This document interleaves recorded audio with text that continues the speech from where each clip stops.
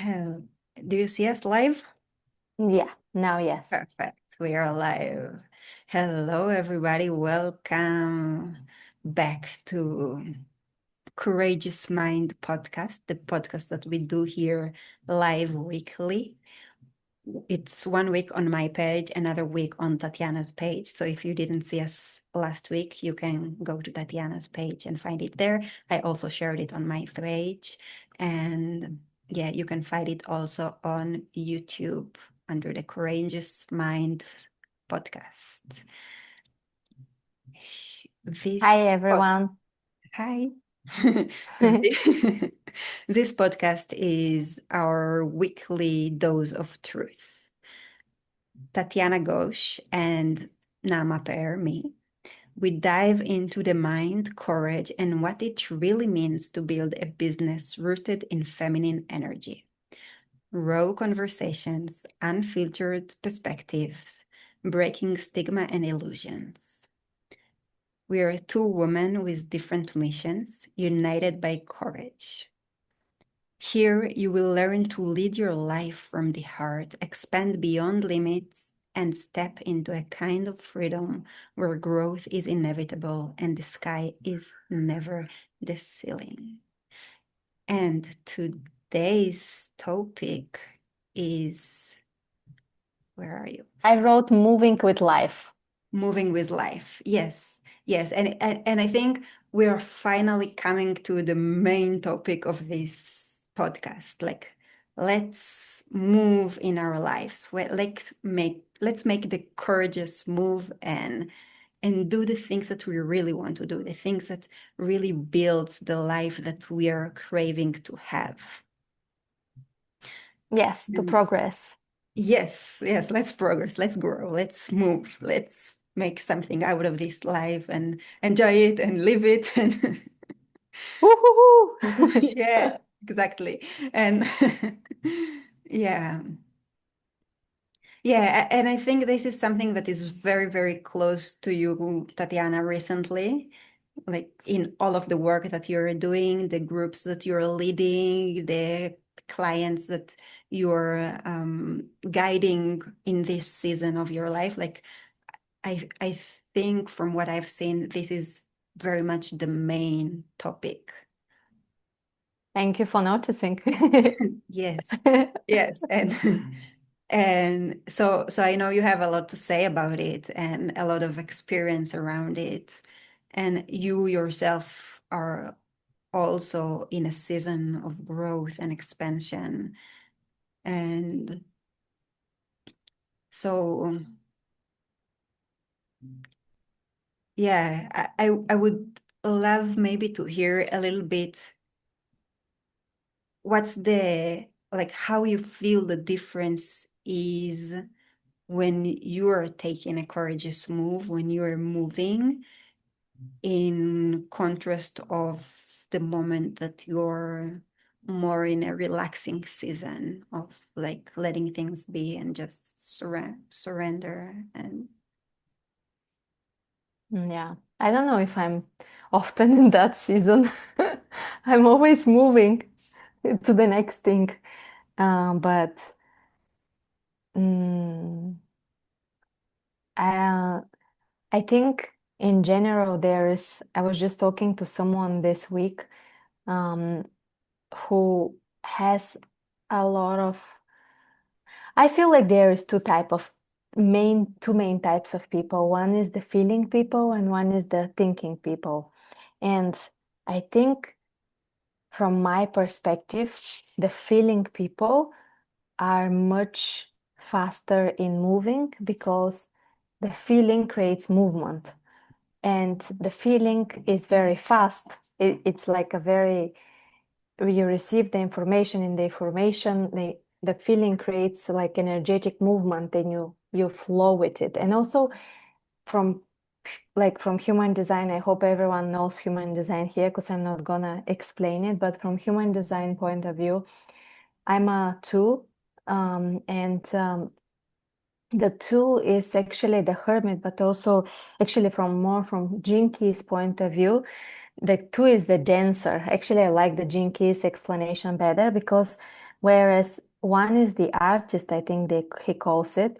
The two is the dancer, and the dancer receives the music and dances. Whereas the artist, the thinker, is more like, how can I make it the perfect way? So there is a lot of, I have to understand to see it from all the angles before I actually make the step. For me, all my life I'm like, I feel something and I have to act on it.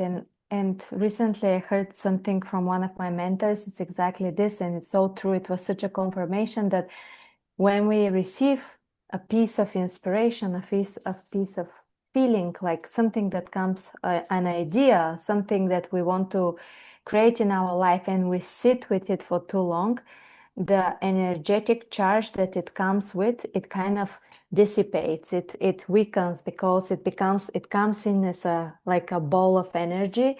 And the more we sit with it, it kind of, like if you hold water, it kind of drops down from your hands. It's like your hands will still be wet, but the volume of the water will be gone. And this is how I personally, through my design, through me as a human, experience movement and the inspiration, the idea, how it moves through me and inspires me to create, to build, to move, to progress. Um, and that's why I feel when I work with people who are more the mental type, like they want to understand and think about it, I'm like, come on, move. Like I just really feel this burning energy to to kind of create motion in their wheel, to move the wheel. Um, but with time, I've understood that I have to honor their way of moving. It's very completely different process. Um, and once they start moving, they move on their own way, and maybe even faster. But for me personally, like this is what I want to, like, I share with people. Movement is like um, being like a flame, as a mentor and as a coach, being at this as this flame that is constantly kind of burning higher and higher, and creates heat in people so that the movement is created. um, and of course honoring then their way of moving with the heat, moving with the energy coming to them.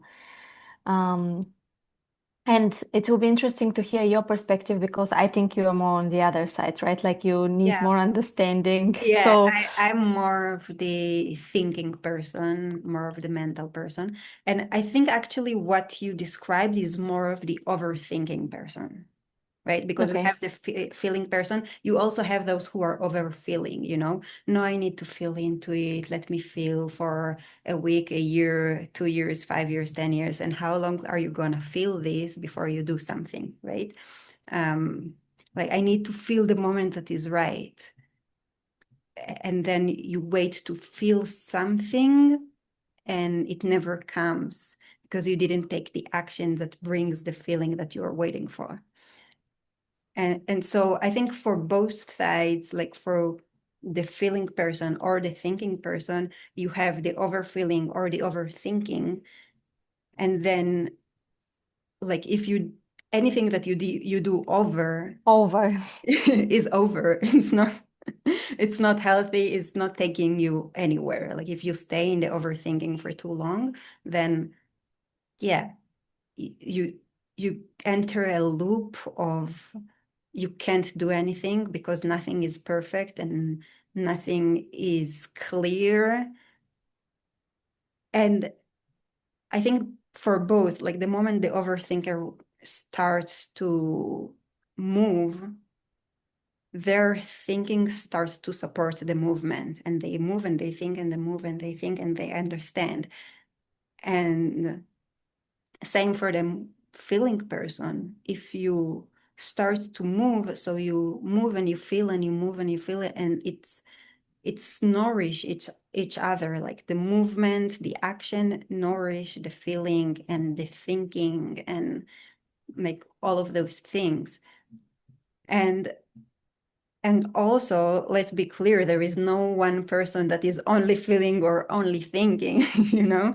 Like it's obvious that all of us are also thinking and also feeling, and it's a combination of the two, and it's natural for some of us to go more to one direction in this. So for me, for example, it's very exciting to understand something, to understand different sides of it, to understand how it works and why it worked and what can I do to make it better and what can I do to repeat it or to create something similar. And it's also very connected to the feeling because if there is a feeling that I really liked about something, then I want to be able to understand how did I create this feeling for myself and can I do it again? Mm-hmm. So, And yeah. um, what I was thinking, it jumped from my mind, but it was something about um, I can't remember. Go on. I wanted to say something, but Yeah, it it's flew like from my mind. it's okay. Yeah, so it's always both and it's It always nourish each other. it came to me the thing. Yes. So basically, so in terms of movement, I noticed that I don't know, you will tell me about you, but for me, for example, let's say I have a business idea or I have a um, kind of an extension of my business idea or like a new project within my business. I will start building it and advertising it at the same time. So for me, I and I've always been like this. When I started doing retreats in like 2016 was the first one. I was like, I had no idea what I'm doing, but I just like got the idea, got the flyer. I didn't have my itinerary ready. I just went and started advertising it and selling it. And I think this is more like this type that I'm talking about where mm, I figure out things with the movement. And there is the other type of people that will have all the itinerary ready, all the venues ready, all the things ready, and then they will dare to, and this is still movement because you're creating the project ready, and then you will start selling it. This is still movement. There is no like better option as long as there is movement.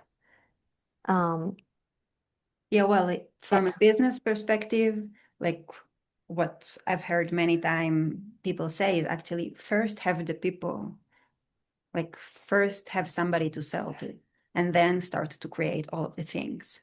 So, exactly. because if you start to have the venue and to have the all day itinerary and all the things and everything is ready to receive the people, but there is nobody But there, there's no people. so you have an Exactly. imagined business. Like because business Exactly. is about people and serving people and giving something to the people in front of you. So the first step is actually the selling, the advertising, the like the connection with the people that you have. And Correct. Unfortunately, like for some people, I have noticed that it makes so much more sense to feel they really need to feel this internal safety to have this product ready built or like the prototype or whatever it is their project to have a peace of mind in order to have this um yeah to feel confident enough to start selling. They need to have the project more in a finished form, and this is definitely not my style, but I also want to honor that as long as that stage, like, okay, let's say we just took this organizing a retreat as an example, and like, oh, I cannot find a hotel. Now I'll stay for 5 weeks to look for hotel until all the hotels that I message respond to me until I do any more steps, you know? And it's like, I think it's if someone feels more confident to sell when they have something in a more solid finished form, even though that with the fast moving pace of business that we live in right now with social media, it's not recommendable. it's still honorable as long as there is um, continuous movement. And that's what I wanted to ask you because this is what I wrote that this is something that I don't have answer, but I'm constantly thinking about this because I'm reflecting from my sessions with my clients is the constant movement. If you were someone like, let's say, for me personally, from the age of 12 or maybe 11, my grandfather used to be a merchant. He will go on the market and sell vegetables. And I was always with him and he would let me sell the last tomatoes. So I'm someone who grew up as a merchant. And like I have this movement, like the passion for selling from really young age and just to sell all the tomatoes so that we can go home, for example. And um, and I was thinking, is it a habit that if you don't have this movement habit from childhood, it's much more difficult to build it in your 20s or even 30s? It's like, what are your thoughts about this? Mhm. Yeah, so I'm your perfect example because I haven't grew this way. Like in my family, I haven't seen anybody selling or building a business or like actually creating something like that from like not in the years that I was growing up. Mm. So I haven't had any kind of experience like this. And I actually grew up with the idea that I just want a very simple life. I want to work. I want to live quietly. I want peace of mind and just to live. Like I didn't have big desires or big dreams or anything like that. And I remember actually a conversation that I had with a good friend when I told her, Mm-hmm. no, I just want a simple life. And she was quite amazed, like, wow, that's so beautiful for you. So, because it felt so easy for her to achieve just a simple life, right? So like you can achieve your dreams so easily because you want so little. Yeah. and and so she was really amazed but like how beautiful it is that just want so little. And and so this something that was developed later in my life, like actually in my 20s, more so towards my 30s, like in the last 7 years, I would say that I started to see that I actually want to build something, to create something that is bigger, to expand myself and see what is available for me and what's in my potential, like where can I get and what can I reach, and mm, it's much bigger than what I wanted in my early 20s. Mm-hmm. What changed? How? So so what changed is my environment. I was gonna say it must Yeah, be the environment. It's it so was like the it's nine. environment. Yeah, Yeah. so I got married and my husband is an entrepreneur. He built a business. I came into the business and I started seeing how it works and how it grows. And a lot of the things that I brought into it brought this growth to it. Like I could see very clearly how we can make it better and how we can grow it and like how we can let it evolve into something bigger. And with this role that I took in the business, I could see how I can dream bigger and how I can like have to aspire to more things, and I truly enjoyed this growth and this creation. Because I come Mhm. from a very creative family, but more of like artistic family. My father is an artist. My mom is a teacher, or was a teacher, and she has done a lot of art also. So creativity was always part of my life, but it was more like art. And now, when I came into business, I could see creativity through a different lens and to see how creative it is to actually build something that serve other people. Yeah.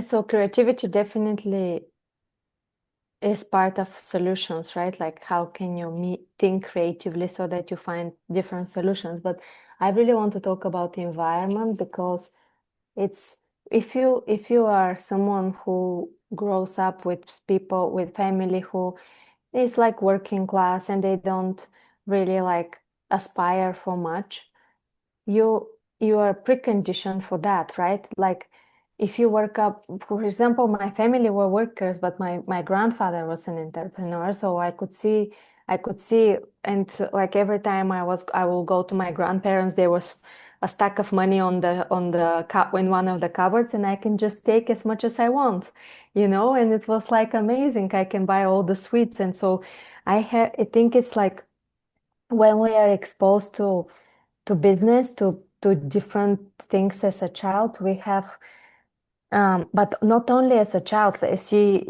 for you, like in your 20s, in your 30s, it's like, um, it's so important for people listening. If you are someone who is a young entrepreneur, wants to build something or wants a change, I think the number one thing is the freaking environment. It's so important. We were talking with Naama before we started recording. Energy is contagious because energy is not just something we feel, it's the thoughts of people, the charge of their process, everything around us, it surrounds us. This is our field, it's our soul, it's our consciousness, it's around us, it's not just in the head. So when we are around people, and that means also online, the people we follow, if we follow certain people with certain energy, it affects us. It affects the way we think. It affects us. It affects the way we see the world. So, and we had an episode, if you're interested in this, is how to choose the people around you. It's like the number one thing is the environment. It's so important. Yes. Yes, it's the people. And one thing to also notice is like you don't really have to have those people living with you. Because, for example, I live in a place that I have nobody that is like entrepreneur, like there, of, it's not an environment of entrepreneurship. It's a simple village. People are living very simple life. They're much more simple than what I could imagine as life.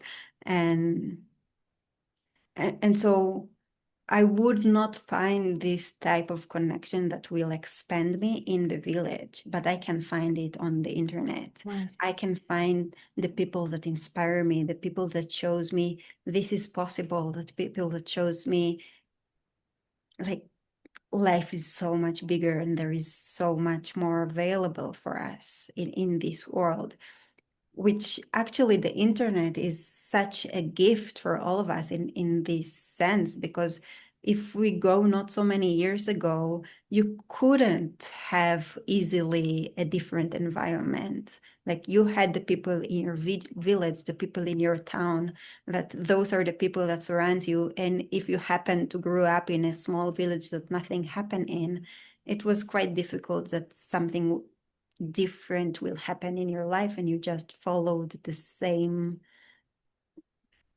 path that all of the people in the environment that you're in are following. And so I Unless you're Jonathan the Seagull. Have you read this book? no, I haven't. Oh, you should read it. It's very beautiful. It's about this seagull that all the seagulls are just interested in stealing trash from the trash bins and not flying. And he's the seagull who learns to fly. Mm, So yeah. also it's possible to become different in an environment Yeah. that's completely different from you, but It's it's more the it's exception. absolutely good possible. But what I want to say is like this era that we're living in, like we're so lucky to live in a time that we can fly anywhere we want. We can travel so easily. We can connect with different people on the internet.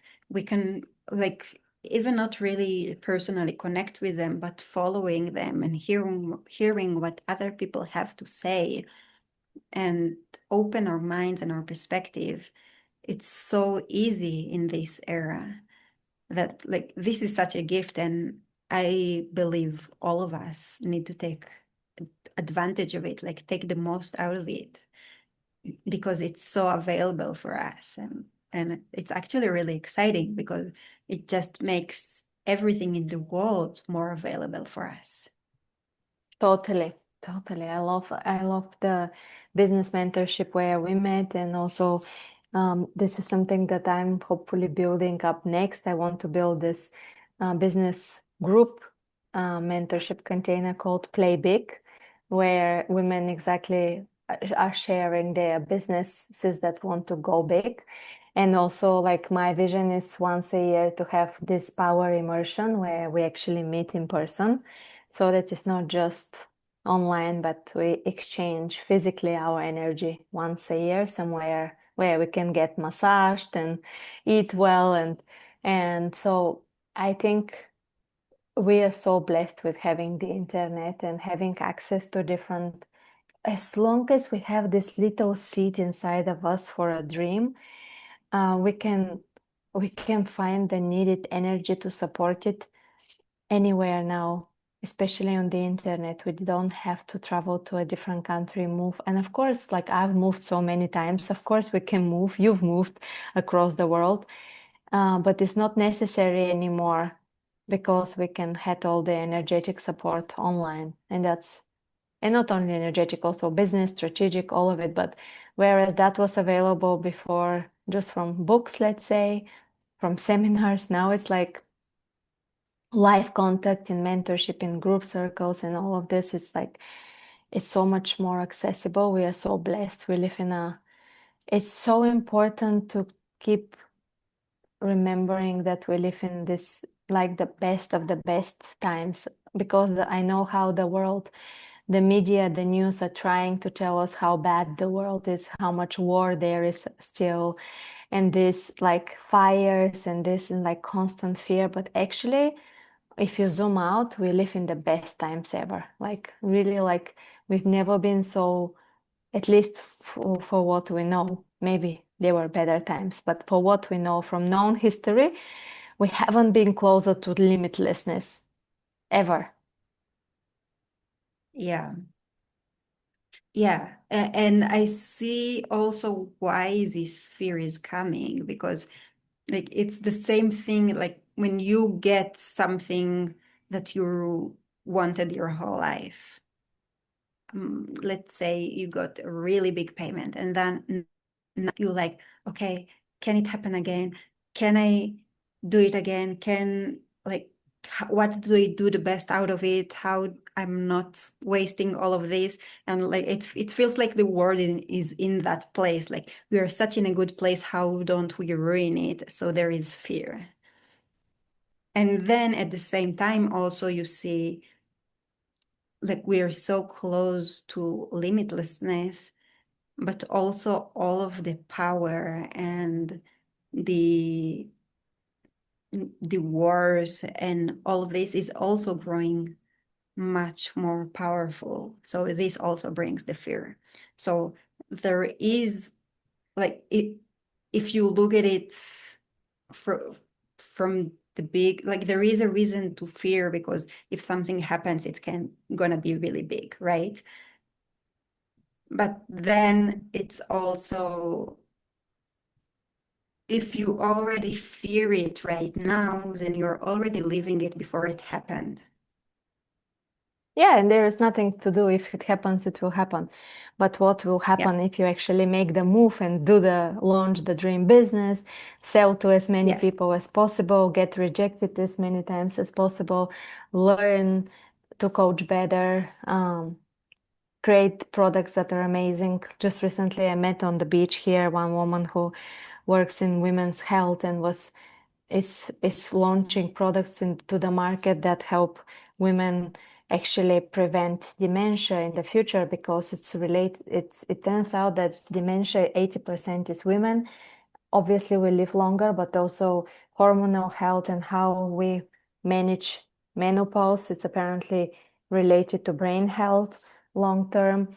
And only 2% of the female of the all the health care industry is actually researched on with females. And it's like there's so many areas of potential, like doing the impossible things and doing amazing things for other humans.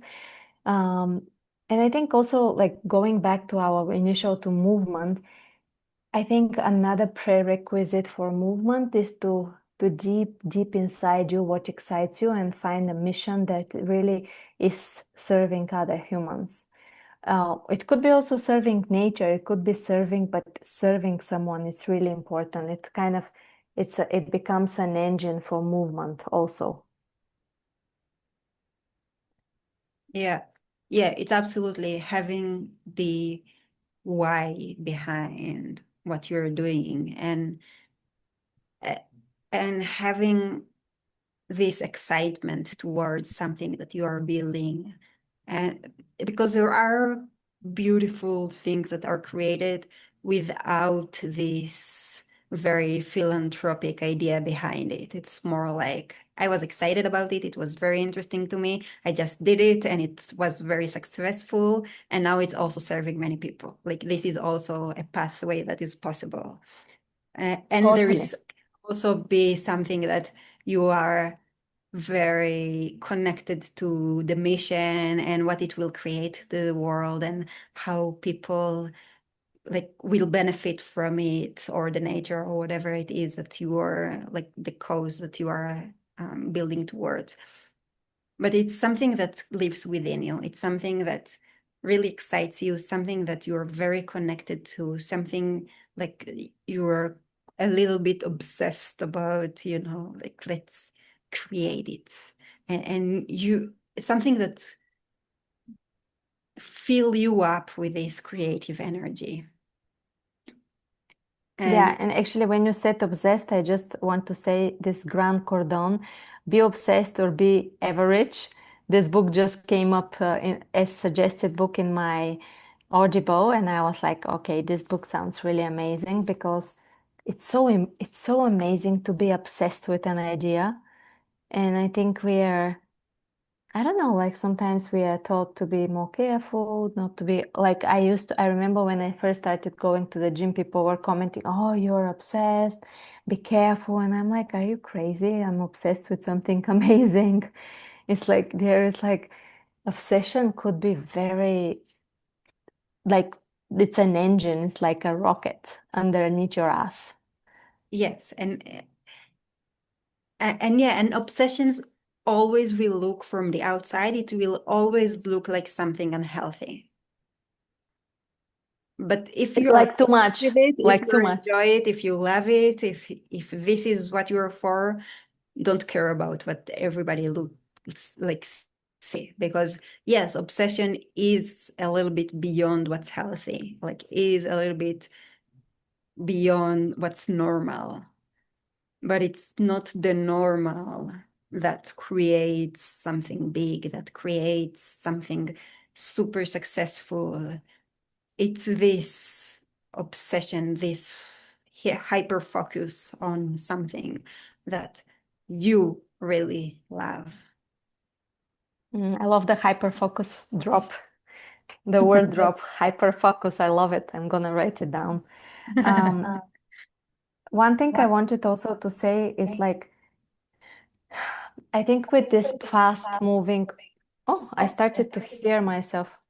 Maybe My, your my internet headphones. is slow, yes. I think the headphones, the I stopped hearing myself. So Okay.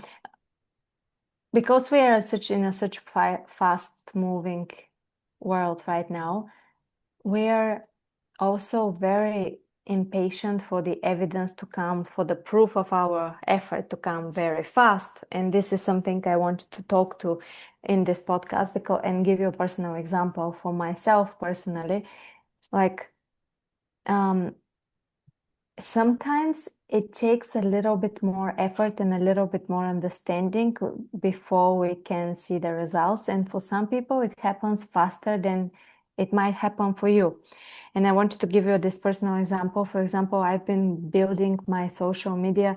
To be honest, I have it from 2012 and I always been active on it, but never really strategic on it.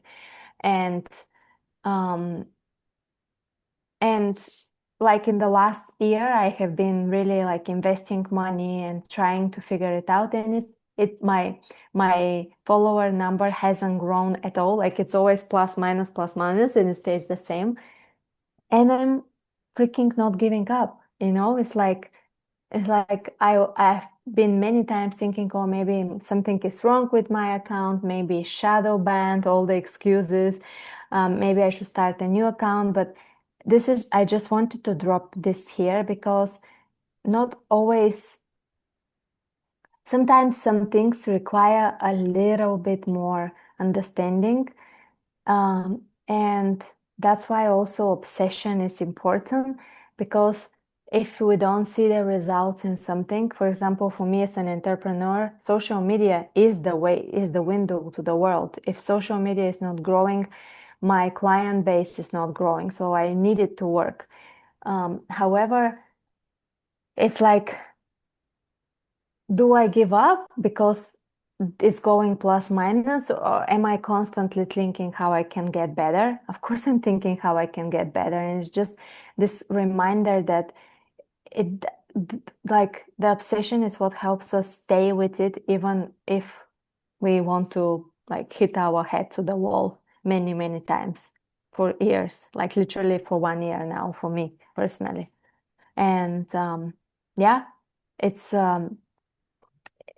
the one thing that helps also with this with obsession is like, okay, I know that if I'm doing the same thing over and over again, I'm gonna create the same results, right? Which are not the results that I want right now. So can I actually think of new ways? I'm constantly thinking, what different move can I make? How can I approach it from a different angle to understand better, to the language, all of these angles. Um, yeah, and it's constant movement and thinking, and I love it because it's challenging, you know? Yes. Yes. And I think actually social media is such a good example because you will see people there that grows really, really fast and people that grows really slow. And it's very different for each one. So it's a great example to see the places that we may feel like we are staying behind while other people get it so much faster than us. And and yeah, it's so important that while we are obsessed about something, we are still connected to this feeling of we will figure it out. We will figure out how we do it. We will find a way. We will try this way and this way and that way. And eventually something will work. Now, the thing that you mentioned that I think it's really important is like you have to try different things.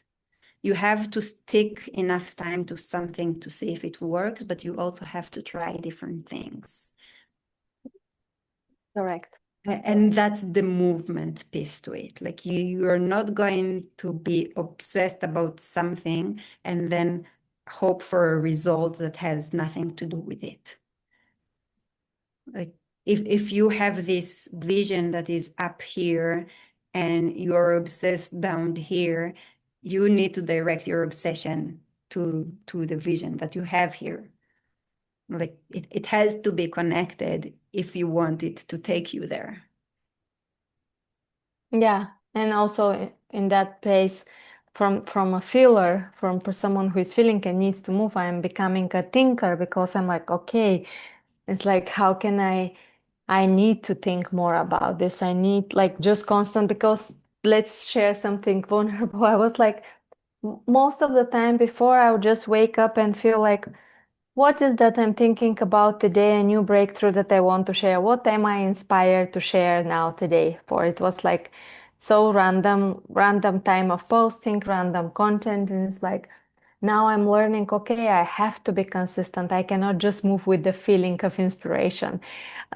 So social media is such a good place to learn to be disciplined and to know that repetition and consistency rewards you. And there is this amazing book called The Compound Effect.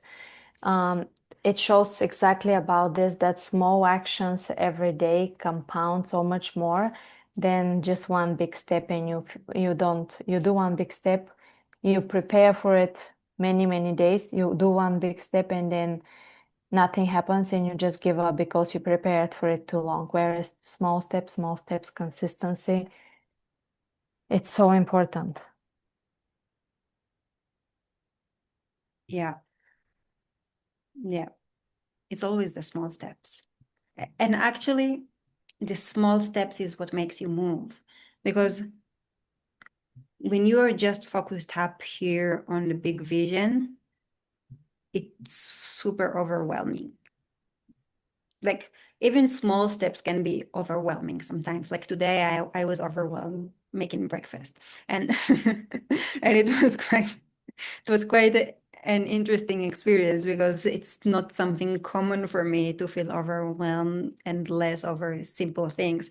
But I was like, okay, I have 1 hour. I want to make breakfast. I want to do this and I want to do this. What I do first? How do I start? And it was like, what am I doing?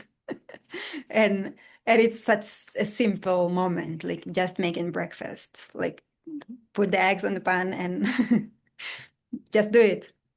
Eat your breakfast and do the other things you want to do. Like, what are you thinking about? And and it's such a simple thing, such a small moment that you can get overwhelmed by it. But and then if you have this very big vision that that requires so many pieces. Like if we go back to this building a retreat, there are so many pieces to a retreat. If the first thing you think about is how you make all of the things that are part of it to happen in one day, it's impossible. So you need to choose one thing. You need to focus on one thing and start moving in that direction, which in that case, we recommended go first to find the people, because once you have people, you can have a retreat and like first have the people that you're serving and then find a way to serve them. And so it's always the small thing, the small step. What can I do right now that takes me to this big vision? What can and sometimes it feels like you can't do anything because this is so big. So you have to break it down to, okay, for this to happen, I'll need this. For this to happen, I'll need this. And for this to happen, I'll need this. So even taking the moment to break it down is doing something, but it's also like you cannot always just break it down. You need to start take action towards something, because breaking it down and making the to-do list and all of that, it's good to do it once, but if you keep staying in this place, you enter into the overthinking loop. Yeah, Yeah, totally. totally. I think Yeah. we said a lot, and maybe one topic that is coming up, and just you mentioned it again, is the overthinking part. And Mm. it's kind of a interesting maybe build up for the next episode from overthinking to action, which is like we already talk a lot about the action, but maybe it's good to to address overthinking because I think it's a very common phenomenon amongst many, many Yeah. women. Yes. So Yes, it maybe we can. is. And yeah, and I've been there. So, um, so We've all yeah, been so there. actually finding ways of of how you move from this overthinking into the movement, like how you actually do that. And I think it is a very good topic for our next conversation. And I believe it's also will be very helpful for so many women. So I'm excited to do that next week. Me too. Bye and see you next week. Thank you, everybody. Thank you for joining. Thank you, Tatyana. Thank And you, Naama. we'll see you next week. Bye.